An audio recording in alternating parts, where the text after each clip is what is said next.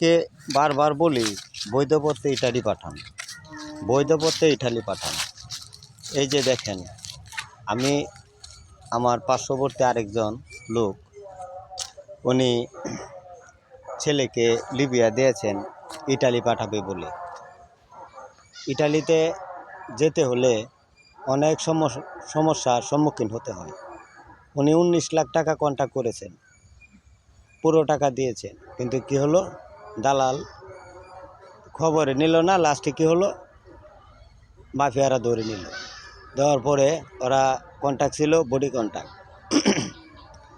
তারপর ধরা খাইলো, আর খবর নেয় না। এখন 22 লাখ আবার দিছে আপনার ইয়াতে, এই 3 লাখ, আবার দিল 4 লাখ ওই সুডা আনার লাগিয়া, আরও দিব 4 লাখ।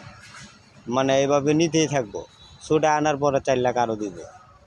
এভাবে গিয়া মানে বর্তমান যুগটা এভাবে চলতে আছে। মানে বডি কন্ট্যাক্ট আর থাকে না আর কি, বুঝছেন না? বডি কন্ট্যাক্ট আর থাকে না। ওই যে বলে যে বডি কন্ট্যাক্ট এগুলি থাকে না। এগুলি বলে যে আমার বাড়ি বেচছে আমি ফসায়াম। ইটালি যাওয়ার পথে এগুলি বাড়ি বেচার পরে আর থাকে না। মিষ্টি মিষ্টি কথা দালালের, আপনারা পেঁচা পইরা যান গা, কাছের মানুষ এসি করবো, বুঝেনি তো? মিষ্টি কথাই পড়বেন না কেউ। বৈধ পথে ইটালি পাঠানোর অনেক সুযোগ আছে, যেতে পারবেন।